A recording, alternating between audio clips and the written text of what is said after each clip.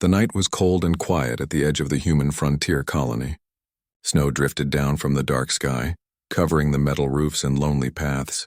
Inside a small workshop, a man named Callan Ward sat beside a dim light, working on a broken generator. His hands were rough, his clothes smelled of oil, and his mind was tired from another long day. He lived alone, far from the main settlement, and silence was something he had grown used to.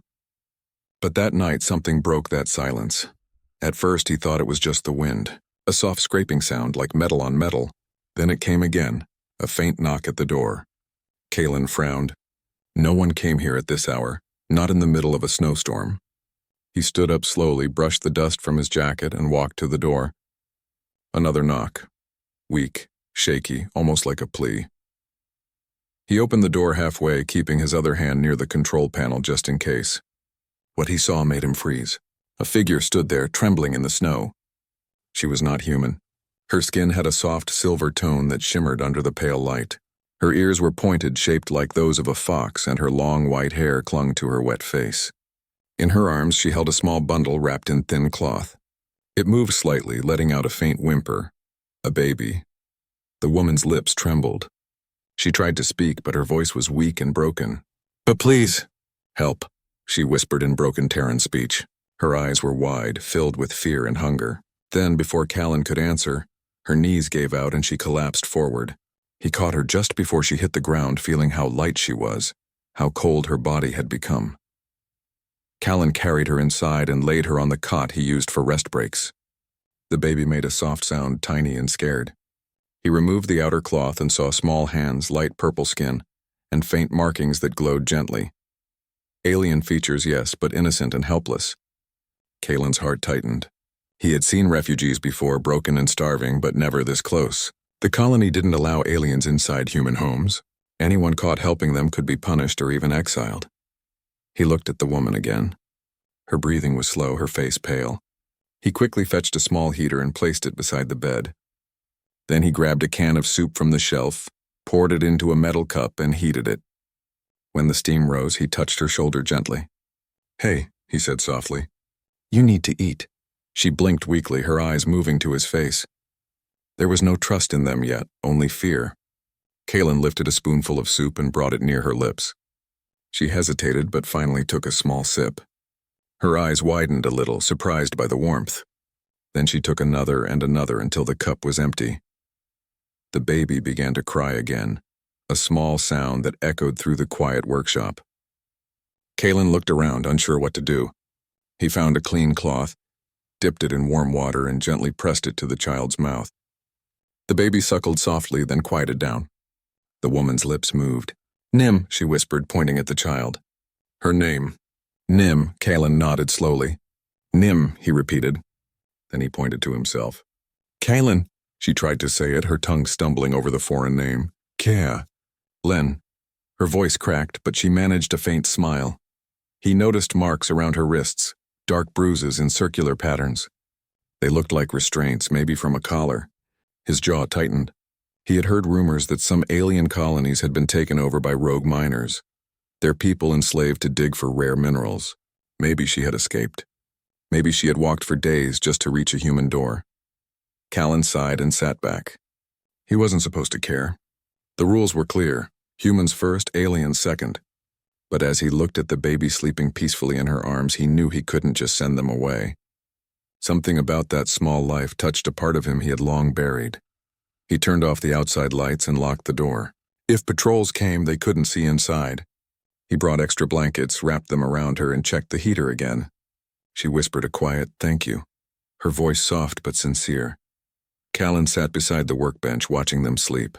The woman's breathing became steady, the baby's small chest rising and falling in rhythm. Outside, the snow kept falling, covering every footprint that led to his door. He leaned back and looked at the ceiling. He didn't know what would happen next, if soldiers would come looking or if she had someone chasing her. But for now, his mind was clear. They had knocked and he had answered. For the first time in years, his home didn't feel empty. It felt alive, fragile but alive. Somewhere deep inside, Callan felt something stir. Something he hadn't felt since before the wars took everything from him. Hope. Morning came slowly over the frozen colony. The weak sunlight touched the metal walls of Callan's workshop and made the frost glimmer like glass. Inside, the air was warm now. The heater hummed softly, and for the first time in years, Callan woke up to the sound of quiet breathing instead of silence. He turned his head and saw the alien mother lying on the cot, her baby asleep in her arms. Both looked peaceful, as if they had found a small corner of safety in a harsh world. Callan stood up carefully and poured himself a cup of lukewarm coffee. He looked at the woman again. Her skin had more color now, no longer as pale as the night before. The baby made a tiny noise, stretching its small arms and curling them again. Callan smiled without thinking. Then he frowned. He couldn't remember the last time he had smiled at anyone. The woman stirred, her eyes opening slowly. When she saw him, she tensed for a moment, clutching the baby closer. Callan raised a hand gently. "It's okay," he said. "You're safe here." She didn't understand all the words, but his tone was calm, kind. She nodded weakly. He placed a bowl of soup beside her. "Eat," he said. "You need strength." She stared at it, confused for a moment, then nodded again. She lifted the spoon slowly and began to eat. The baby whimpered, hungry too. Callan looked around and found a small metal dropper used for machine oil. He cleaned it, poured a bit of warm milk inside, and handed it to her. She looked at it with surprise, then tested it on her finger. The baby drank greedily, tiny eyes half open, making a soft purring sound. "Good," Callan whispered, smiling again. "That's good." The woman glanced at him, and for the first time there was a small spark of trust in her eyes. "Thank you," she said slowly, her voice fragile but trying. Callan nodded. "You're welcome." He crouched beside the cot and pointed at her gently. "Name?" he asked. She blinked, not understanding. He pointed at himself. "Callan," then again at her. "You?" She thought for a moment, then touched her chest. "Laura," she said softly. "Laura," he repeated, and she smiled faintly. "And Nim," he added, pointing at the baby. The alien mother nodded. Nim. The name fit, small and bright like the light of dawn. Hours passed quietly. Laura rested while Callan repaired a heating coil nearby. Every few minutes Nim would make small noises and Laura would hum in a strange, gentle tone. Not human music, but something close, with long, flowing notes. It filled the workshop like a soft echo, soothing and almost magical. Callan listened without realizing how deeply it touched him. By midday, Laura had enough strength to stand. She tried to thank him again, using gestures. She pointed at the door, then at herself, as if saying she should leave. Callan shook his head firmly. "No, too cold. Stay here." She frowned slightly, not wanting to cause him trouble. She pointed again to her bruised wrists and made a small circle gesture, like the motion of a collar. Callan understood. Someone had owned her. He clenched his fists. "No one's taking you back," he said quietly. She didn't know the words, but she seemed to feel his meaning. Suddenly, a distant sound echoed outside, the deep hum of engines. Callan froze. Laura grabbed Nim tightly, her ears twitching with fear. Callan peeked through a crack in the door. A patrol drone floated past, scanning the road with blue light. He shut the door quickly and turned off the heater's outer sensors. The colony law was strict. Any human found hiding aliens could lose everything: their property, citizenship, even their freedom. But Callan couldn't push her out there. He looked at the trembling woman and the child in her arms and made his choice without thinking. "You'll stay," he said quietly. "They won't find you." He led her to the back of the workshop where old crates and parts were stacked high. Behind them was a small maintenance room, sealed tight. He cleared space, brought in blankets, and placed a small heater inside. "Hide here if they come," he said, pointing. She nodded slowly, her eyes full of gratitude and worry. When the sound of engines faded, Callan sat down heavily. Laura came closer, holding Nim against her chest. She looked at him as if searching for words. "He was good," she said haltingly. "Human good." He didn't answer at first. He stared at the flickering light on the wall, remembering all the stories he'd heard. Humans fighting, burning alien homes, calling them threats. He'd lost friends in those wars, but none of them had been as innocent as the child sleeping in her arms. "Maybe not all of us," he murmured finally. Laura watched him quietly, then placed a small hand on his arm. Her touch was light, but it said more than words could. She trusted him now. As the night returned, Callan fixed a few broken panels on the roof. Snow began to fall again, soft and silent. Through the thin metal walls, he could hear Nim's little breaths and Lura's gentle humming. It was a strange feeling, his lonely workshop now filled with life. When he finally sat down near the heater, Lura spoke softly. "Tomorrow, go?" she asked. Callan shook his head. "Tomorrow you rest. You're not going anywhere." She looked down, holding Nim closer, and whispered something in her own language, a sound like a prayer. Callan didn't understand it, but he knew what it meant. That night, as he drifted to sleep in his chair, he thought about how a stranger had come to his door, cold, hungry and afraid, and how he had almost closed it. Now he couldn't imagine the silence without the faint sounds of that mother and her baby. Outside, the storm grew stronger, but inside there was warmth, a faint heartbeat of hope that pushed back the dark. Days passed quietly in Callan's workshop. The snow outside grew deeper, covering the roads and silencing the small colony. Most people stayed indoors, leaving the world outside calm and white. Inside the metal walls, Callan worked during the day and listened to the gentle breathing of Lura and her baby at night. It was strange how quickly he had grown used to their presence. The empty silence he once lived with was gone, replaced by the sound of life. Small movements, soft laughter, and the baby's curious noises. Lura had grown stronger now. Her silver skin had regained a healthy glow, and her eyes no longer looked lost or afraid. She had learned a few more human words, and sometimes she tried to speak while Callan worked. "Fix a machine," she would say, pointing at his tools. Callan would smile and nod. "Yes, fix machine." Then she'd repeat it, her voice slow but eager. She was learning fast. One afternoon, Callan taught her how to clean engine parts. She sat beside him on the floor, watching closely as he moved his hands. When she tried, she almost dropped the wrench, and Callan laughed softly. "Easy there," he said. "It's not going anywhere." She blinked at him, then smiled, a real smile, the kind that reached her eyes.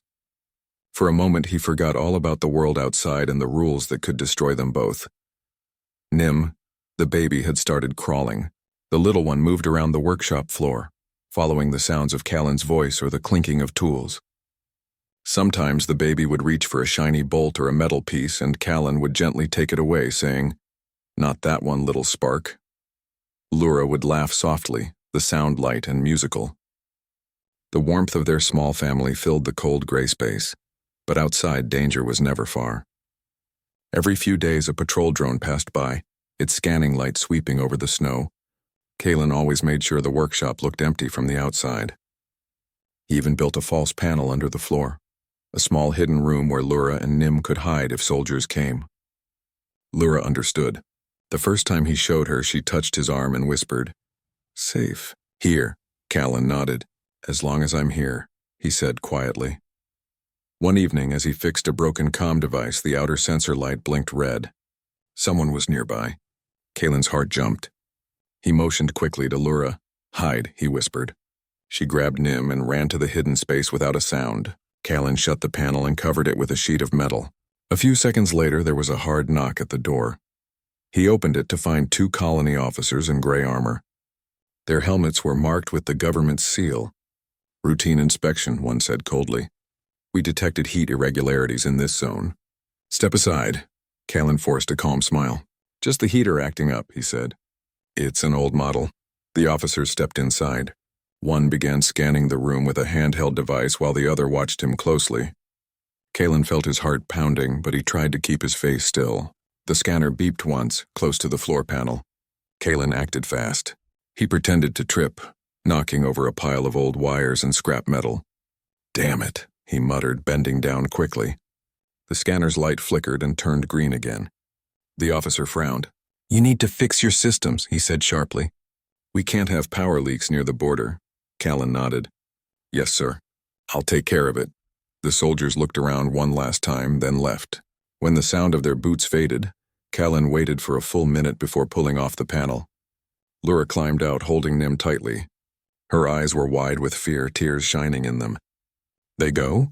she whispered. "Yes," Callan said softly. "They're gone." She sat on the floor, shaking slightly. "You risk," she said. "Why?" He didn't know what to say. He looked at her for a long moment, then shrugged. "Because you knocked," he said simply. Laura stared at him, her lips trembling. Then she reached out and gently placed Nim in his arms. Kalen froze, unsure what to do. The baby blinked up at him, tiny hands grabbing at his beard. Laura smiled weakly. "Family," she whispered. The word hit him harder than he expected. Family. He hadn't heard that word in years.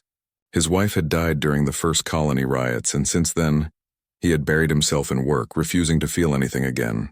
But now, holding this tiny alien child and seeing Laura's tired but grateful eyes, he felt something shift inside. Maybe family didn't have to mean blood. Maybe it meant the people you refused to let suffer. That night, the wind howled outside, but the workshop felt warmer than ever. Laura sat beside the heater, rocking Nim gently, while Callan worked quietly nearby. Every now and then, he would glance at them. The mother with her soft silver skin, the baby with glowing amber eyes. And he would think about how fragile and precious they looked against the cold world beyond his walls. When Nim fell asleep, Laura looked at Callan and said softly, "You save us." "We never forget," Callan shook his head. "You saved me first," he said. She tilted her head, confused. "Save you?" He smiled faintly. "Yeah, you brought life back to this place." Laura didn't understand all his words, but she smiled anyway. She placed her hand over her heart, then touched his chest gently, just above where his heart beat. "Good heart," she said. Blanket they had. The baby's small face peeked out, eyes half closed from sleep and warmth. Callan checked the fuel line for the heater again. It was running low. "We might lose heat tonight," he muttered to himself. Laura looked at him, not understanding all the words, but sensing his worry. "Cold?" she asked softly. He nodded. "Very cold." She pressed Nim closer, her silver hair falling over the baby's tiny head. Okay," she whispered, though her voice trembled. Callan rubbed his hands, thinking fast. He had a backup power generator, an old experimental one he'd built years ago. It could run for days, but there was a problem. Its energy output was strong enough to be picked up by the colony's military satellites. If he turned it on, they'd know someone out here was using unauthorized tech. He'd get a visit, maybe even arrested. But when he saw the baby's small fingers moving weakly under the blanket, the choice became clear. He couldn't let them freeze. He walked to the back of the workshop, brushing the snow off the hidden generator. Laura followed him, her eyes wide. "What, you do?" she asked. He looked back at her. "I'm going to keep you alive." She shook her head quickly, fear filling her voice. "No, soldier, come." He smiled faintly, though his eyes were tired. "Let them come. I'll handle it." She caught his arm, trying to stop him, but he gently pulled free. "Laura," he said quietly, "you've come too far to die in the cold." The generator came to life with a deep hum. The lights brightened and warmth spread through the room. Nim stopped crying, curling up peacefully again. Laura stood silently, staring at Callan as if she didn't understand how a human could risk everything for her. When the storm reached its worst, Callan sat by the heater, his rifle resting beside him. He didn't plan to fight. It was just habit, a sign he was ready for whatever came. Outside, the snow covered everything. No footsteps, no sounds of machines, just wind and white silence. Laura slowly came closer and sat beside him. She looked at the rifle, then at his face. "You afraid?" she asked. Callan shook his head. "Not for me." She was quiet for a long time. The only sound was the hum of the generator. Then she said softly, "You lost someone." Callan looked at her surprised. "How did you know?" She touched her chest. Eyes same as mine. He stared at the floor. Memories came back and his wife's laughter. The day he buried her after the riots. "Yeah," he said. "I lost her years ago." Laura nodded slowly. "Pain," she said. "I know pain." Her voice cracked a little. "My mate. Dead, fire, humans come, take land, take all." She looked away, her eyes shining. Callan felt a deep ache in his chest. "I'm sorry," he whispered. She gave a small shake of her head. "Not you, you!" "Different." They sat in silence for a while. Nim shifted in her arms, making a small noise. Callan smiled weakly. "He's strong," he said. "Takes after his mother." Laura looked down at her child and smiled too. "He live because of you." The warmth inside the workshop grew stronger, but so did Callan's unease. The generator signal would reach the colony command soon. He stood up and checked the outer sensors again. The storm was still thick enough to hide them for a few hours, maybe more. He turned back toward Laura and saw her humming softly to Nim again. Her voice was low and steady, a melody that didn't belong to any human culture. It was sad but beautiful. Kaelin listened in silence, feeling a strange peace fill the room. When Nim finally fell asleep, Laura looked at Kaelin with calm eyes. "You good man," she said simply. He gave a small laugh. "I don't know about that." "Yes," she said, her voice firm this time. "Good." For a while they just sat there, sharing the quiet. The storm began to ease, but Callan's thoughts grew heavier. He knew what would happen next. Soldiers would come when they tracked the signal. He'd have to face them. When morning came, the snow outside glowed under a pale sun. Callan stepped out briefly to clear the path. The air was sharp and freezing, cutting through his coat. He looked toward the sky and saw faint blinking lights among the patrol drones. They'd found the source. He went back inside and started to pack a small bag. "Laura," he said, "if they come, you take Nim and hide under the floor. Don't move no matter what you hear." She stood up quickly. "No, you come too." He shook his head. "They'll search. If I'm gone, they'll tear this place apart. If I'm here, maybe I can stop them." Her eyes filled with tears. "You help us. We hide you." He smiled faintly. "I think it's my turn to protect you." Laura stepped forward and touched his hand. "Promise," she whispered. He didn't know what to say. He just nodded. Outside, the faint sound of engines began to rise, slow, steady, and unmistakable. The patrol was coming. Callan checked the power level one last time, making sure the generator would keep running. Then he looked at Laura and Nim. The child was awake now, staring at him with bright amber eyes. Kaelin's chest tightened. "Stay strong," he said softly. Laura whispered something in her language, a blessing, maybe, or a prayer. And then she and Nim disappeared beneath the floor, hidden in darkness. Callan stood by the door, rifle in hand, as the sound of boots grew closer through the snow. He took a slow breath. He wasn't afraid. Whatever happened next, he knew one thing. He'd made the right choice. No matter the cost, he wouldn't let harm reach them. The rumble of engines echoed through the white morning. Callan stood still near the door, his heart steady but heavy. Outside, shapes moved in the fog. Human soldiers in dark armor, their visors shining faintly in the stormlight. He knew they had come because of the signal.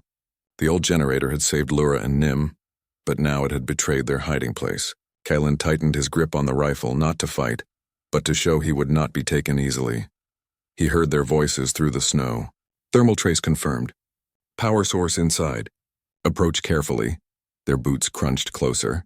Callan took one deep breath, then opened the door before they could break it down. A blast of icy wind rushed in, carrying snow and cold. "Easy," he said, raising one hand. "You don't need to point those at me." The lead soldier stepped forward, his voice flat and official. "Unauthorized generator use is a criminal act under colony law. Step aside, civilian. We'll search the property." Callan stayed in the doorway. "You don't need to search. I'll turn off the generator myself." The soldier's tone grew harder. "We have orders to investigate all sources of alien activity in this zone. Step away or we'll force entry." Callan's stomach tightened, but he didn't move. Behind him, under the floor panels, Laura held Nim close, listening to every sound. She could hear Callan's calm voice above them, and her hands trembled around the baby. She whispered soft words, praying the soldiers wouldn't hear the faint breathing from their hiding space. Callan finally stepped aside just enough to let two soldiers in. "Fine," he said. "But watch your step. The floor's unstable." They entered carefully, their scanners humming as they swept the room. The blue lights passed close to the floor panels. Callan forced himself to keep his face still. The beeping sound grew louder, too close.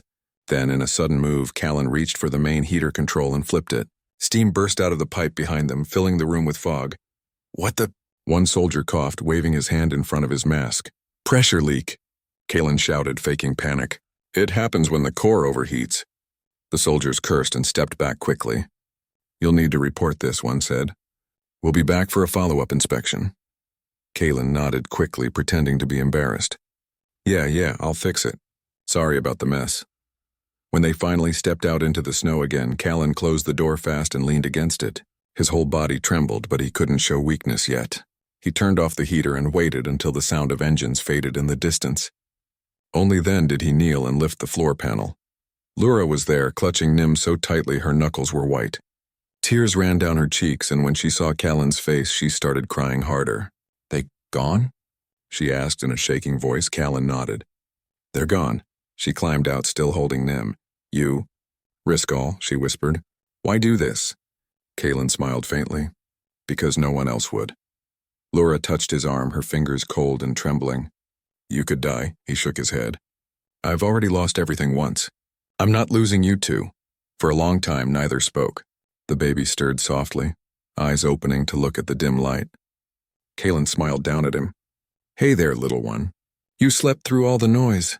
Laura smiled weakly, wiping her tears. He's strong, she said softly. Like you, Callan chuckled quietly. He's braver than I am. As the day went on, the storm outside began to calm. The heavy clouds slowly broke apart, letting in faint sunlight through the windows. It was quiet again, but this time the silence didn't bring peace. It brought thought. Callan knew this couldn't last forever. The soldiers would come back. They always did. He walked to the window and stared out over the endless snowfields. We can't stay here, he said quietly. They'll find out sooner or later. Laura looked up, frightened. Go? Where? Callan sighed. There's a freight route that runs through the southern ridge. Sometimes refugee transports pass there, unregistered. I can try to get you on one, she shook her head fast. No, you come. I can't, he said. If I leave, they'll track me. If I stay, I can cover your trail. Laura stepped closer. You help. We family now. Family stay. The word family hit him again, soft but deep.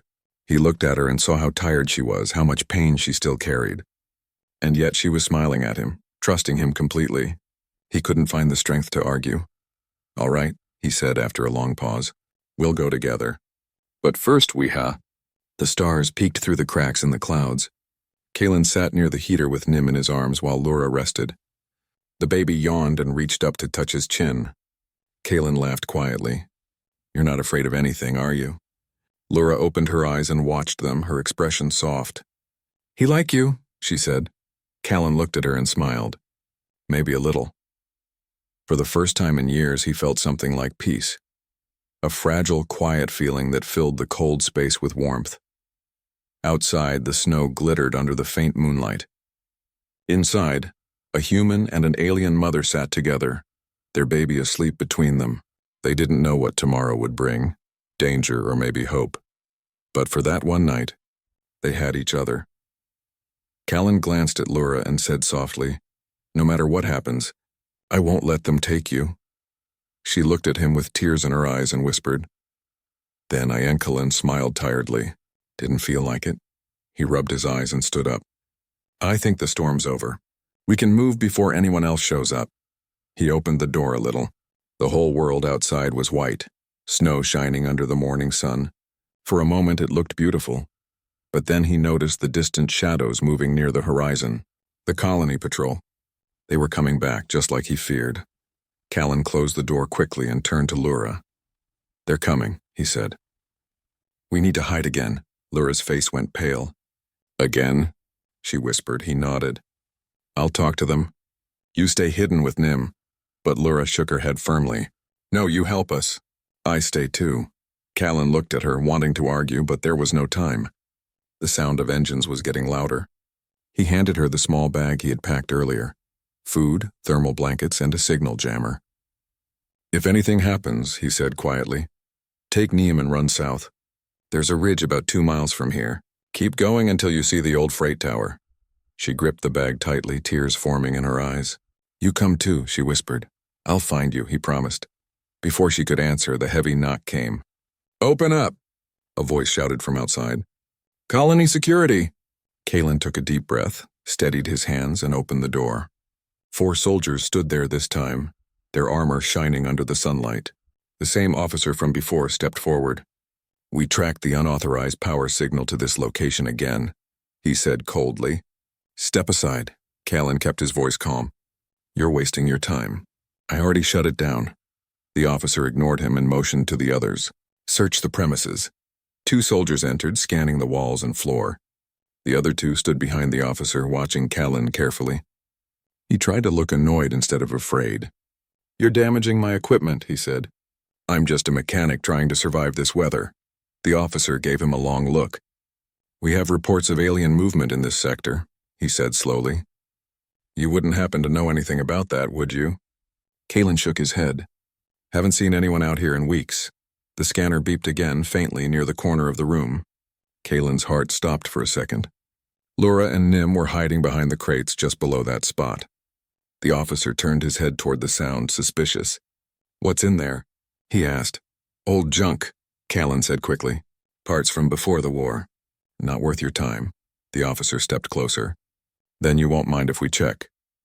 Before he could reach the crates, a sharp beeping sound came from one of the soldiers' comms. Sir, the voice said urgently, command is ordering us back to the station immediately. The officer frowned. Reason? Breaking news feed, sir. There's a live transmission about a human helping refugees. Says it's happening here on the colony. They want all patrols on standby until confirmation. Kalen blinked, unsure what he just heard. The officer looked at him sharply. You know anything about that?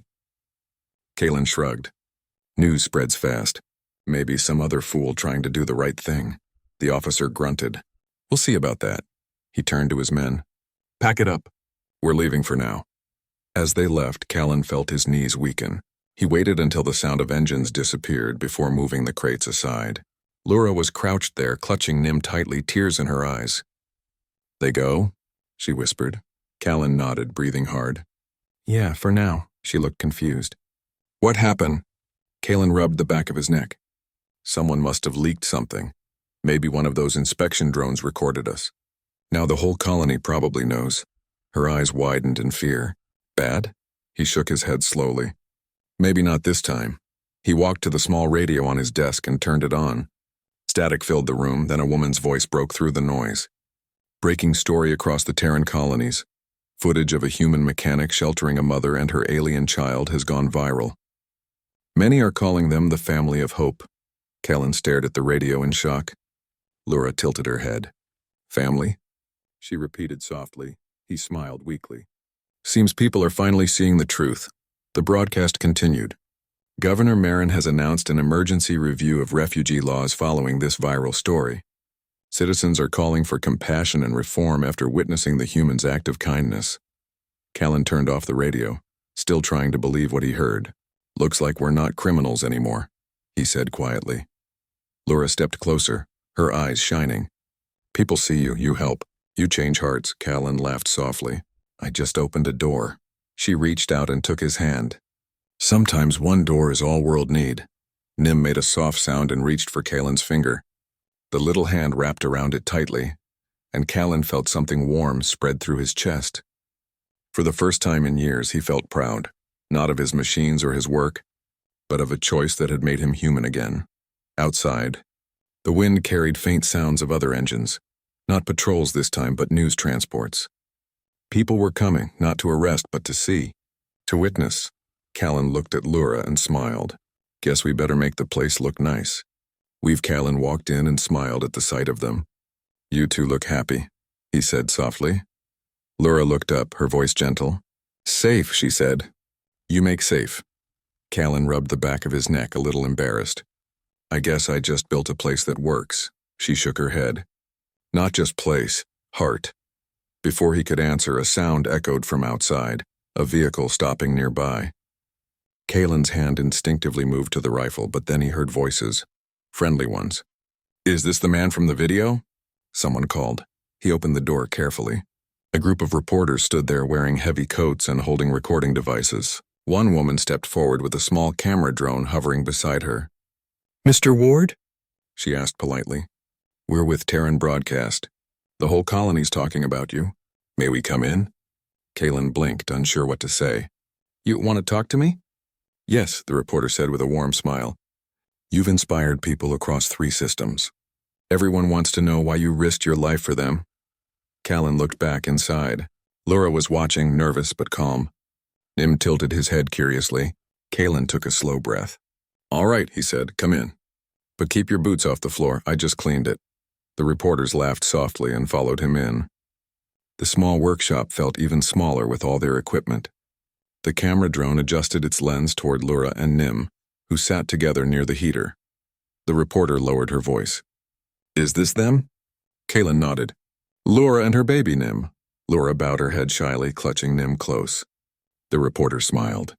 They're beautiful, she said gently. May I ask, what happened that night? Kalen looked at the camera. For a long time he didn't speak. Then he said quietly, "It was cold. I heard a knock at my door. I opened it and they were there. She was starving. The baby was crying. I didn't think, I just helped. That's all." "But you knew it was against the law," the reporter said softly. "You could have been arrested." Callan nodded slowly. "Maybe. But laws don't mean much when someone's freezing outside. Sometimes you just do what's right." The room was silent for a moment. The camera drone hovered closer, capturing the quiet emotion in his voice. Laura looked at him with soft eyes, her expression full of gratitude. The reporter turned to her gently. "Laura, do you have anything you'd like to say?" Laura hesitated, then spoke slowly in broken words. "He save us. Human, good. No fight, no hate. He see heart." Her words were simple, but they hit deeply. The reporter blinked back tears. "Thank you," she whispered. After the interview, the broadcast went live across the colony and beyond. People watched from cities, stations, and distant outposts. They saw the quiet human mechanic who had opened his door to a helpless alien mother and child, and the kindness that had changed everything. By evening, messages poured in. Some came from other colonies, some even from old enemies. People offered food, clothes, and help. A message arrived from the governor himself, a formal statement declaring a new refugee protection order across Terran space. For the first time in decades, humans and aliens would be allowed to live side by side under equal law. Callan couldn't believe it. He sat by the heater reading the message again and again. "Looks like the world's changing," he said quietly. Laura placed Nim in his arms. The baby smiled and grabbed his finger. "Change good," she said softly. "You started," he laughed lightly. "I didn't start anything. You just knocked on the right door." Outside, lights filled the sky, colony ships arriving with aid and new settlers. People came to his small workshop not with weapons, but with gifts and warm words. Children brought flowers. Soldiers offered handshakes, and one little girl placed a small carved charm by his door. "For luck," she said. Days passed and the snow began to melt. The world didn't become perfect overnight, but it was better. Laura helped in the new refugee center, translating for others who arrived scared and alone. Kalen fixed machines for free, teaching both humans and aliens how to repair what was broken, not just in metal, but in life. Sometimes, when the sun set over the snowy hills, they would sit together outside, Callan, Laura, and Nim watching the light fade into the horizon. The baby would laugh and point at the sky where stars began to glow. Laura would smile and say softly, "See, peace." Kalen would nod, his heart quiet but full. "Yeah, finally." One evening, a reporter returned and asked Callan one last question for a follow-up story. "If you could tell everyone one thing," she said, "what would it be?" Kalen looked at the camera for a moment, then said simply, "Because they knocked on my door and I answered." Laura reached for his hand, and Nim's tiny fingers rested on both of theirs. The camera caught that moment, a human man, an alien woman, and a child between them, standing together as the first family of peace. And as the sun dipped below the horizon, the wind carried only one sound, the gentle laughter of a baby who would grow up in a world where kindness had won.